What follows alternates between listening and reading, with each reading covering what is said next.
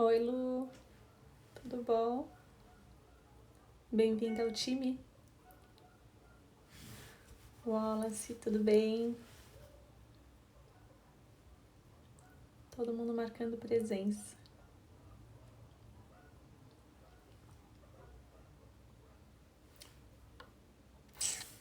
Eu costumo dar um tempinho agora, 2 minutinhos, pra ver as pessoas entrarem. Geralmente dá um pouquinho de delay da minha conexão pra de vocês. Então,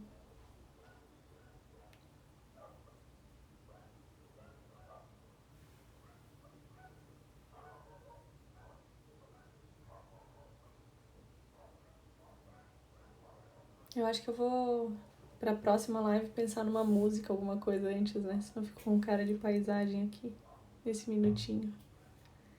Boa noite.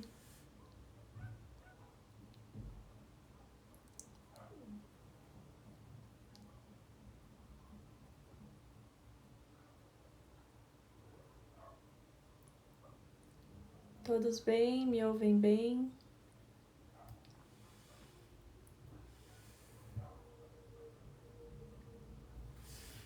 Hoje a nossa conversa então vai ser sobre sepsi.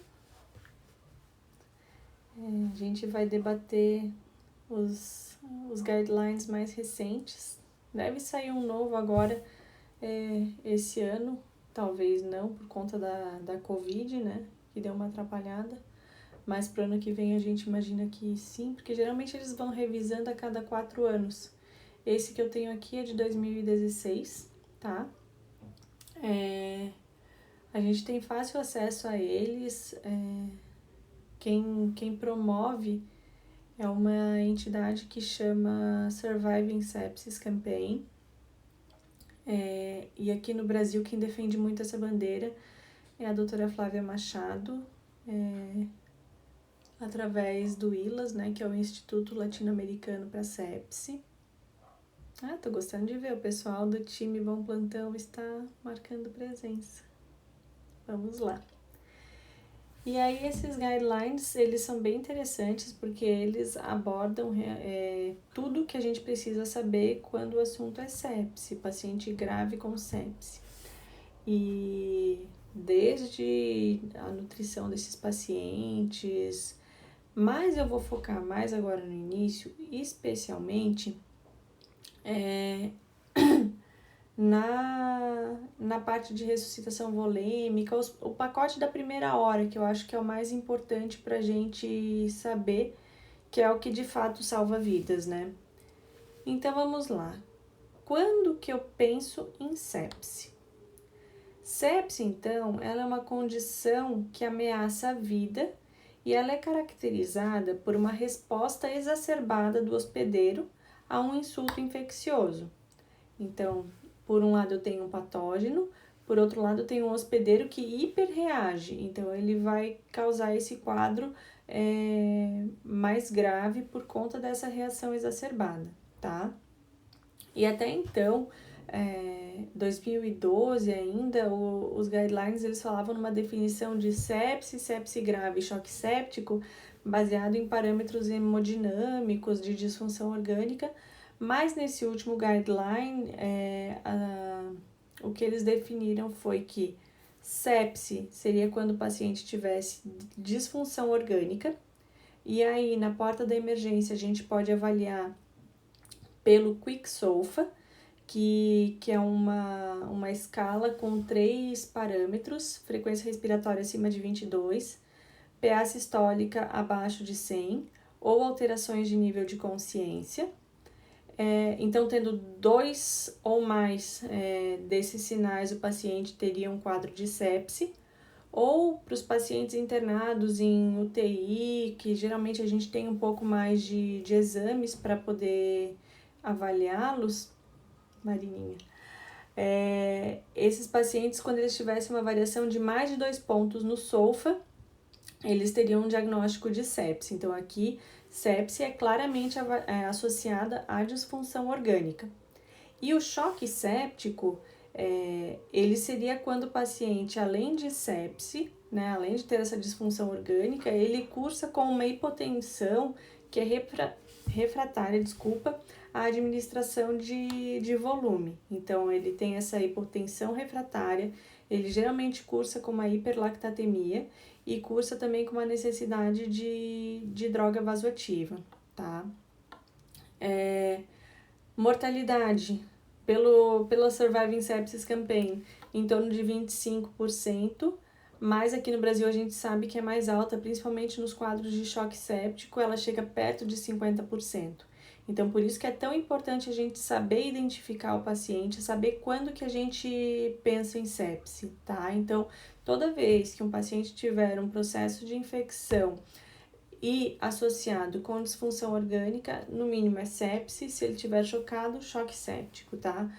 E isso é interessante a gente saber, porque não são só as bactérias multiresistentes que vão, ou o paciente muito debilitado que vai desenvolver esse quadro de sepse, né? Muitas vezes, bactérias de comunidade, eu costumo dizer que estáfilo de comunidade, estrepto de comunidade, eles fazem um estrago, assim, e não tem jovem, não tem paciente com comorbidades, não tem nada, assim, tão específico e fazem quadros super graves, né? Então, a gente tem que sempre estar atento para essa possibilidade. Então, tá, fiz o meu diagnóstico de sepse, o que eu tenho que fazer? Pacote de primeira hora. Então, primeira coisa é coletar os exames para avaliar níveis de lactato, né? E, em paralelo, eu já começo a ressuscitação volêmica. A ressuscitação volêmica, ela deve ser iniciada imediatamente. No início, o paciente ele apresenta um perfil de uma hipovolemia, tá? Por quê? Porque pela endotoxina das bactérias ele faz uma vasodilatação e é como se o sangue dele não fosse o suficiente para preencher esses vasos que ficaram mais dilatados. Então, por conta disso, a nossa ressuscitação volêmica inicial é com 30 ml por quilo de cristalóide. Ela deve correr em até 3 horas. E caso o paciente persista hipotenso ou persista mal perfundido, a gente tem que ir avaliando a necessidade de novas alíquotas de soro fisiológico, tá? Aqui, soro fisiológico ou Ringer, eles já viram que não faz tanta diferença a escolha da solução, o que importa é que tenha que ser cristalóide, tá? A pressão arterial média alvo para esses pacientes é de 65 milímetros de mercúrio, e é esse o nosso objetivo, tá? Com exceção de pacientes hipertensos mal controlados, não tem por que eu tentar jogar minha pressão um pouco mais alta, pensando em melhorar a perfusão, que na verdade provavelmente eu só vou ser mais agressiva na minha estratégia de reposição volêmica, por exemplo, e vou causar mais danos para eles, tá? A live vai ser salva. Se tudo der certo, sim. Semana passada eu prometi, eu não consegui salvar, mas eu acredito que sim. O diagnóstico, então, se o paciente se apresenta para mim com um foco presumido, eu tenho que coletar culturas desse foco presumido. Então, por exemplo, um paciente que entrou com uma meningite ou um paciente que entrou com uma pielonefrite, eu tenho que tentar coletar essas culturas de líquor e de urina, né? Se for pneumonia e ele não tiver entubado, o escarro ele acaba tendo pouco valor para a gente em termos de identificar a bactéria que está causando, porque geralmente acontece contaminação com flora da cavidade oral, tá? E hemoculturas. São 2 pares de hemoculturas. Quando eu digo um par, eu digo um frasco de aeróbios e um frasco de anaeróbio. Esse é um par, que vai ser de um sítio periférico, tá? Se o paciente estiver usando catéter venoso central, ele tem que coletar pelo menos uma amostra de catéter central e uma periférica. E se ele não tiver com catéter central, são 2 periféricas, tá? E eu acho que é isso. O que se fala é que essa coleta de culturas ela não deve atrasar o início do antibiótico, tá? Então, se a logística do serviço permite que as culturas sejam coletadas dentro de até mais ou menos 45 minutos da identificação de sepse, ali o meu tempo zero foi na hora que eu vi o meu paciente pela primeira vez. Se for na emergência, é o momento da triagem na emergência, e se for na enfermaria ou UTI, é no momento em que eu identifiquei que o paciente tem um quadro infeccioso cursando com disfunção orgânica, tá? Então, dentro de até 45 minutos eu teria que ter essas culturas coletadas para já em seguida entrar com antibiótico EV. Por que disso? É porque geralmente já nas primeiras 30 minutos, 40 minutos de infusão de antibiótico, costuma esterilizar, digamos, o sangue, e daí a gente não consegue identificar o agente causador dessa sepse. Então, por isso a importância de coletar essas culturas antes, desde que não resulte em um retardo do início da antibiótico terapia. Então, se o paciente tiver apenas sepse, a nossa cobertura antibiótica ela vai ser ampla, cobrindo todos os possíveis patógenos envolvidos nesse quadro do paciente, tá? Então, é por isso que eu não vou falar para vocês em nome de antibiótico, em dose de antibiótico, porque cada lugar vai ter um perfil microbiológico diferente, tá? Então, é interessante que vocês conheçam as alternativas das quais vocês dispõem quando em serviço, e qual a flora mais prevalente na comunidade e intra-hospitalar dos locais onde vocês trabalham, para poder escolher esse antibiótico de forma apropriada. Em pacientes de UTI, em pacientes neutropênicos, que geralmente para o paciente estar neutropênico, ele está fazendo algum tratamento com quimioterapia, tem alguma alteração, ele geralmente é um paciente que visita mais serviços de saúde, então esse paciente, e no paciente de UTI a gente tem que pensar em bactérias multiresistentes, tá? E para o paciente que fez cirurgia abdominal, tá usando nutrição parenteral, tá com muitos dispositivos invasivos, já teve evidência de colonização fúngica em outro sítio, nessa hora a gente tem que pensar que ele pode estar fazendo uma sepse por fungos também. Cândida tem uma prevalência nesse perfil de pacientes, então além de eu pensar em cobertura bacteriana, eu tenho que pensar em cobertura antifúngica também para esses pacientes, tá? O que eles recomendaram? Tendo disponível MIC é concentração inibitória mínima, tá? Ou algum outro exame para avaliar a eficácia do antibiótico, é indicado que se ajuste, tá? E para o paciente que tem choque séptico, para o mesmo foco infeccioso, é indicado que eu entre com duas classes de antibióticos diferentes, porque se de repente ele tiver uma bactéria que é resistente a um determinado antibiótico, o outro vai fazer a vez de cobrir de matar essa bactéria, né? Duração do antibiótico. Geralmente de 7 a 10 dias vai ser o suficiente para a grande maioria dos quadros. Exceção, sítios que eu não consigo drenar, ou Staphylo aureus, especialmente os meticillino-resistentes, fungos ou pacientes com deficiências imunológicas. Para pacientes que tenham infecção urinária ou infecção intraabdominal, que teve uma boa drenagem cirúrgica, a gente pode avaliar até interromper esse ciclo de antibiótico um pouco mais cedo. E aí aqui, quando a gente fala em começar uma cobertura ampla, não quer dizer que a gente vai manter essa cobertura ampla até o final do curso desse antibiótico, tá? Por quê? Porque a orientação é de avaliar diariamente o descalonamento dessa terapia antimicrobiana. Então, eu começo amplo, mas até para garantir que eu não vou selecionar uma flora multiresistente nesse paciente, que eu não vou piorar o perfil da minha comunidade, eu tenho essa indicação de diariamente checar as culturas, avaliar o estado clínico do paciente e ver se ele tem condições de descalonar, ou seja, usar um nível de antibiótico abaixo, pensando em poupar isso para o futuro, né? E aqui uma coisa que é bem interessante é a gente saber assim que nem toda CIRS é sepse. Por quê?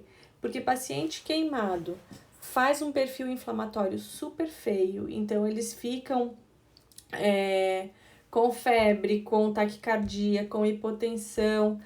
Paciente com pancreatite faz febre, faz taquicardia, faz hipotensão, mas isso é CIRS. Nesse estágio inicial, e aí complica um pouco a nossa avaliação, a gente lança mão de algumas outras ferramentas, biomarcadores, avaliação clínica diária mesmo do paciente, justamente para avaliar se além da CIRS ele tem algum risco de estar apresentando um quadro de sepse associado ou de choque séptico associado. Então, não é indicada antibiótico profilaxia para esses pacientes, tá? A gente vai observar realmente como é que vai ser o desenrolar do quadro deles. Controle de foco.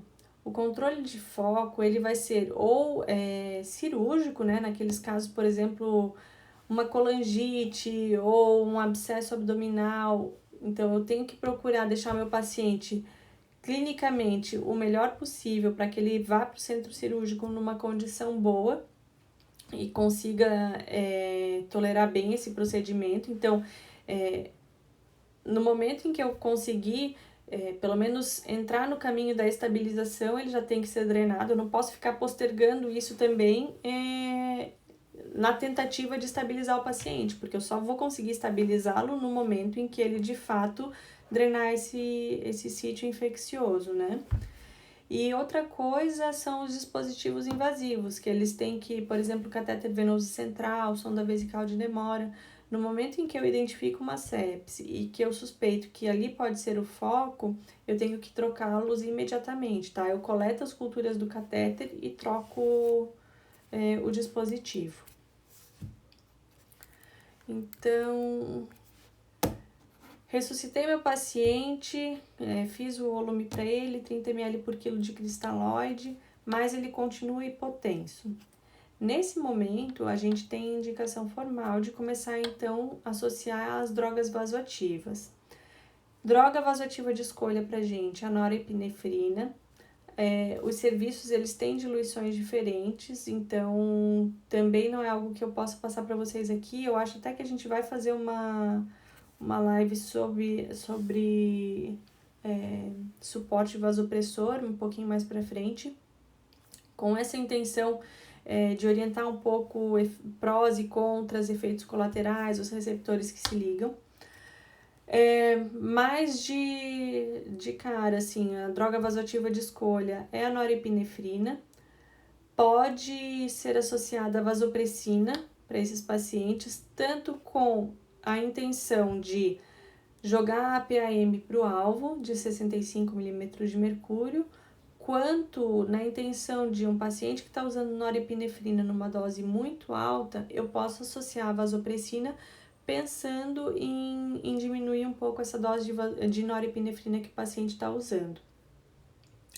Nos pacientes que, mesmo com PAM boa, mesmo com volemia plenamente ressuscitada, então não tem mais aquela característica de responsividade a volume, mas continuam hipoperfundidos, continuam com aquela pele mais pegajosa, enchimento capilar mais lento, pode ser por disfunção miocárdica. E aí a gente pode entrar com dobutamina, que é um inotrópico, né? Então ele tem essa função de melhorar a contratilidade cardíaca e pode ajudar para esse paciente.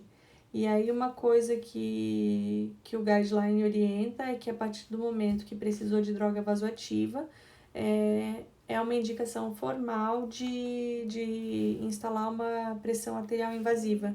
Geralmente a gente acaba funcionando radial, que é um acesso arterial, assim, para avaliar, que é bem prático, assim.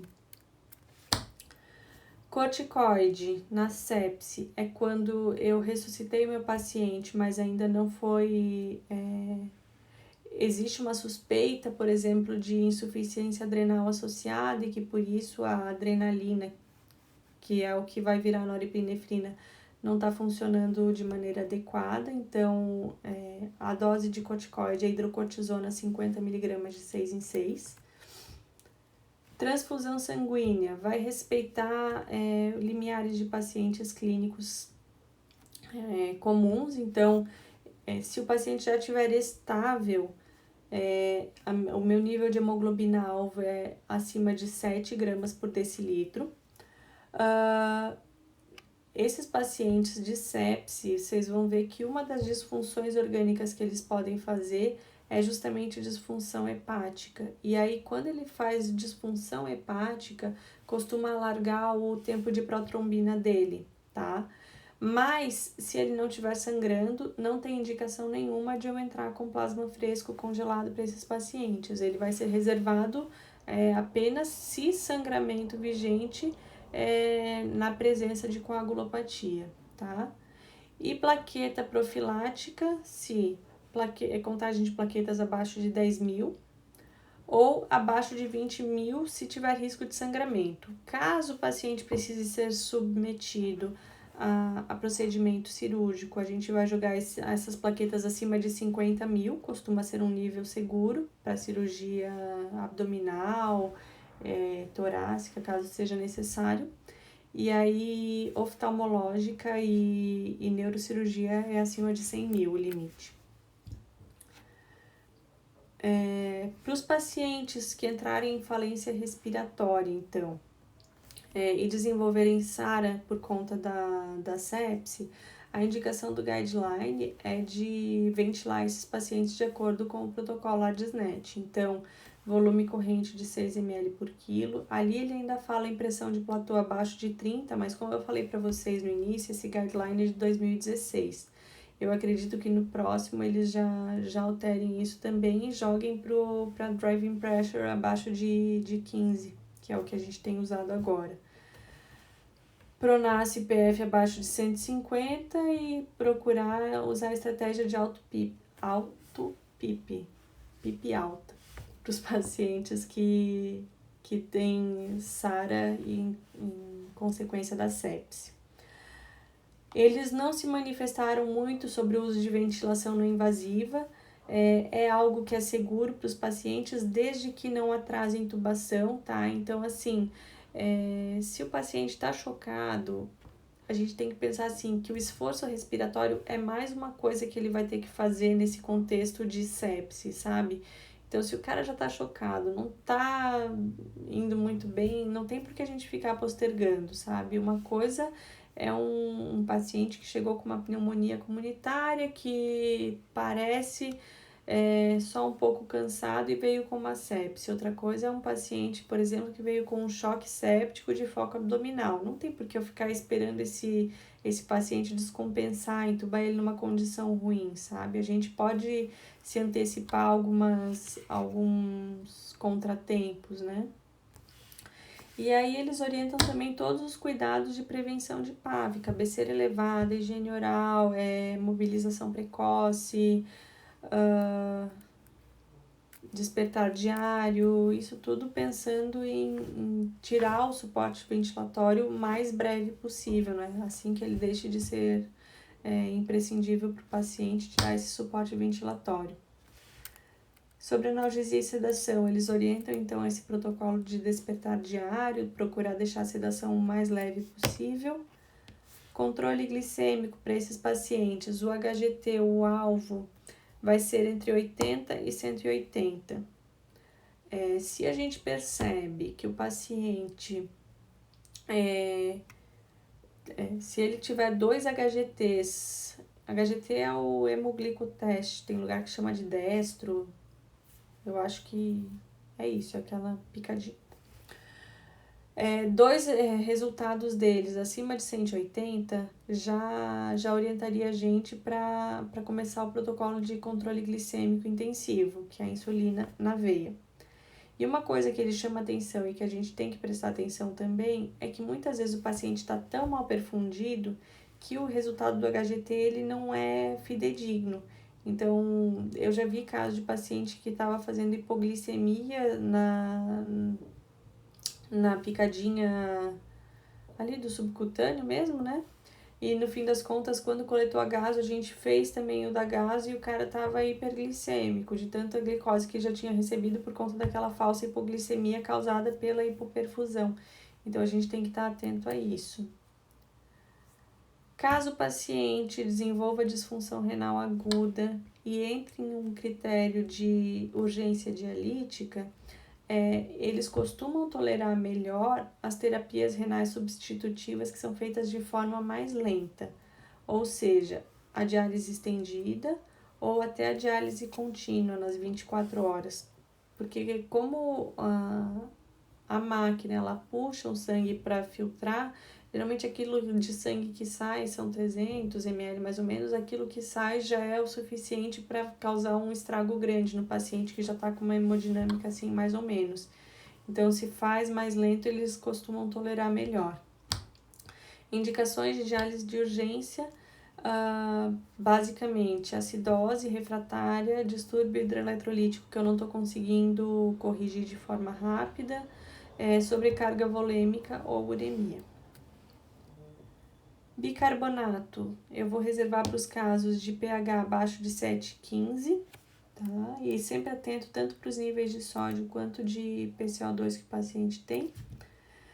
Profilaxia para tromboembolismo venoso, pode ser feito tanto com a heparina de baixo peso molecular quanto com a heparina não fracionada.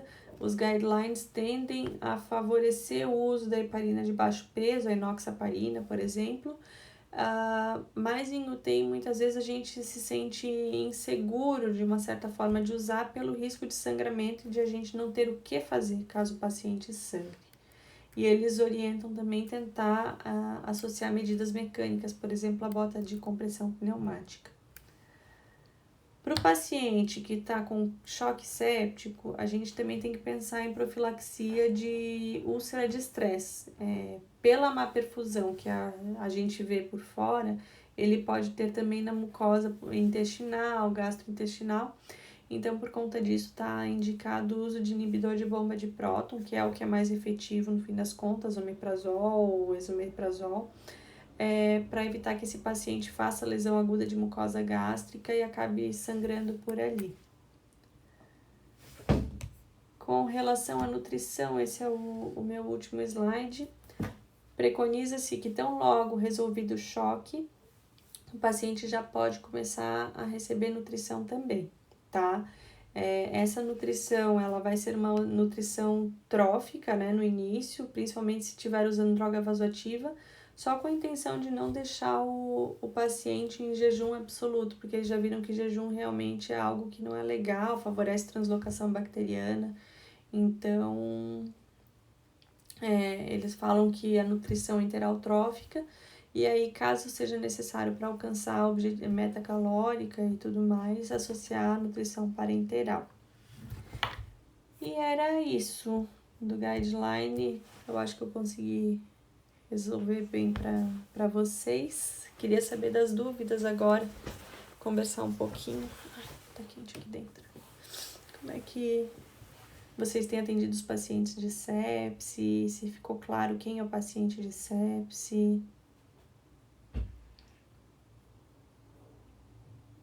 O bundle da primeira hora.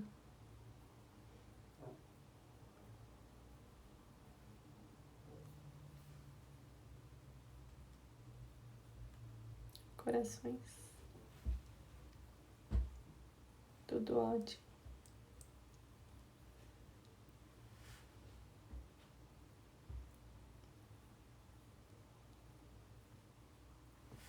Era isso então, gente. Eu não sei se vocês têm mais alguma dúvida, alguma coisa que eu... obrigada. Às vezes vocês falam e demora a chegar pra mim. Eu vou tentar deixar essa live salva, ao contrário da semana passada que eu furei. E é isso aí.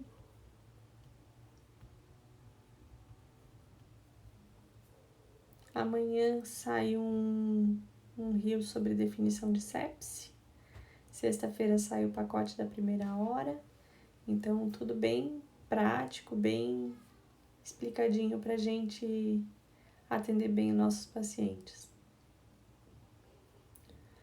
Como avaliar o prognóstico dos pacientes com sepse? Geralmente, tá, já vou ver o teu também, tá, Cami?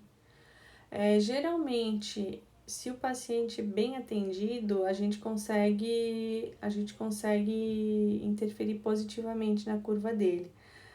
Eu não vou saber te dizer em termos de número, mas assim, a gente consegue identificar quando o paciente chegou muito tarde, tá? Porque às vezes acontece de a gente estar ali, identificar tudo, mas o paciente ter passado da hora de procurar atendimento. Geralmente é quando o quadro já é um quadro assim de hipotensão mais refratária e aí resulta numa internação prolongada,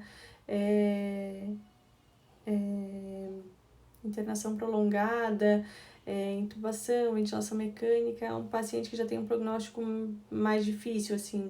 Tem muito a ver com o tempo em que o paciente se apresenta e com o tempo que a gente leva para interferir nisso, tá? Não sei se deu para entender, Wallace.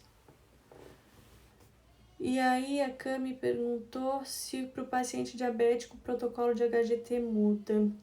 Muda que geralmente eles têm um perfil pior, sabe? Porque geralmente eles acabam entrando para o protocolo de controle glicêmico intensivo, que é a insulina EV, mais cedo, tá? Enquanto muitas vezes o paciente que não é diabético a gente consegue levar com controle glicêmico só subcutâneo, o diabético geralmente já descompensa mais cedo, porque é um estresse grande, né? E aí, por conta disso, ele acaba precisando da insulina EV. Daí, depois que termina a infecção, geralmente resolve também, e aí a gente consegue voltar para a insulina subcutânea ou os antidiabéticos que ele usava.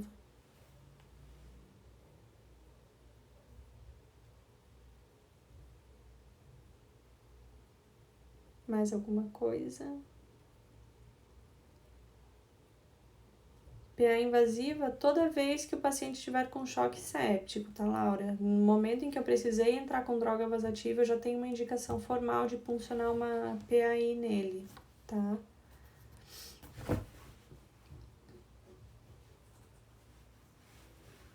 Não é o que a gente vê acontecendo, tá? Em porta de emergência, principalmente porque é um serviço mais corrido, né? Então, mas dentro de UTI, via de regra, é isso. Droga vasoativa, principalmente em doses crescentes, tem indicação de monitorizar a pressão de forma invasiva.